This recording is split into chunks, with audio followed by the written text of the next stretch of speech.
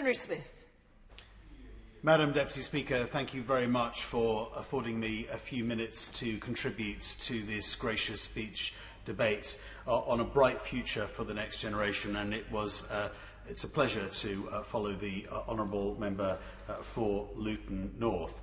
This was a Queen's speech that very firmly lays the foundations for the next generation to build our country back better from the challenges of the COVID-19 pandemic. And I would like to start by welcoming legislation coming forward to support our NHS going forward, to make sure that it is the most innovative health service anywhere in the world using the most up-to-date technology. When it comes to the future of education for our young people, and indeed people of all ages, I very much welcome the announcement of the Skills and Post-16 bill that was announced in the Queen's speech a few days ago. And just this week, I welcome the fact that Crawley College, working with the universities of Sussex and Brighton, have got to the next stage of introducing an Institute of Technology to be based at that educational setting.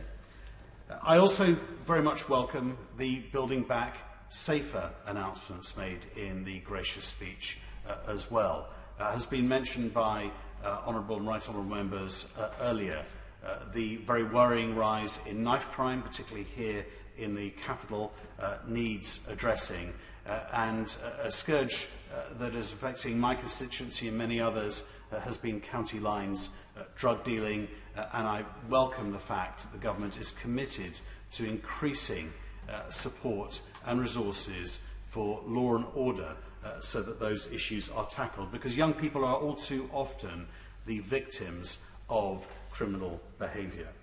I very much welcome as well the announcement of an environment bill. This will secure the UK's place in the world as global leaders in the new green industrial revolution as, again, we recover from the pandemic, but in a sustainable way.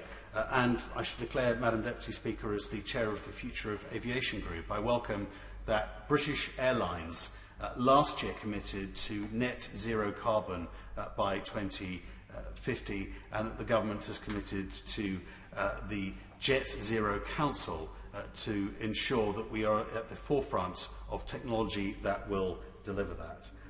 But talking about the future, Madam Deputy Speaker, I also wanted to mention specifically the animal welfare legislation that was announced in the gracious speech a couple of days ago as well, and I again declare an interest as Vice Chair of the All-Party Parliamentary Group on Animal Welfare and a patron of the Conservative Animal Welfare Foundation. In the last session of Parliament, it was wonderful news that just a fortnight ago, the sentencing for those who commit animal welfare abuse, that piece of legislation became on the statute book. And we now have a whole raft of measures that have been announced in the Queen's speech in terms of delivering further on that animal welfare pledge. The introduction of sentience into UK law is something that I think is very important. Anyone who has grown up with animals or who works with animals know that they are sentient beings, and it's vital that this will now be enshrined in our legal system with an animal welfare and sentience committee to ensure that that legislation is delivered in the very best way.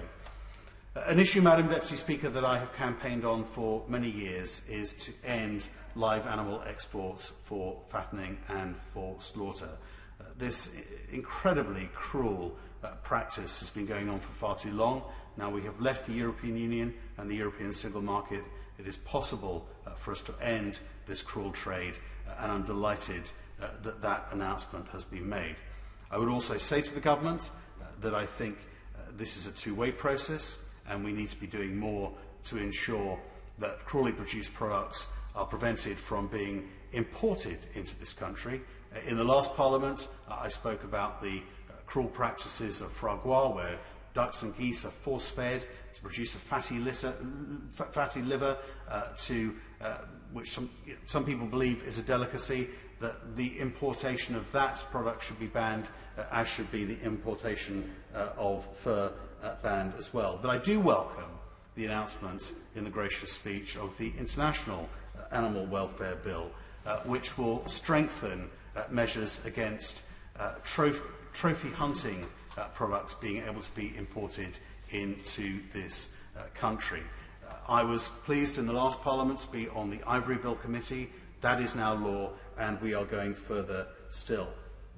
More domestically, I very much welcome the introduction of legislation announced in the Queen's speech to ban puppy smuggling. The practice causes great distress and ill health to many animals and is a fraud often perpetrated on people who want to provide a loving home to a pet, and it's important that that matter is addressed as well. I also very much welcome the establishment of the pet theft task force that the government announced the other day. Pet theft is a horrible crime where much-loved members of families in the form of their pets are taken and causes great distress. And also welcome the introduction of microchipping for cats, as is the case with dogs, so that those pets who are lost have a much better chance of being reunited. This Queen's speech really did represent a solid foundation for future generations, and Madam Deputy Speaker, I commend it to the House. Thank you. We now go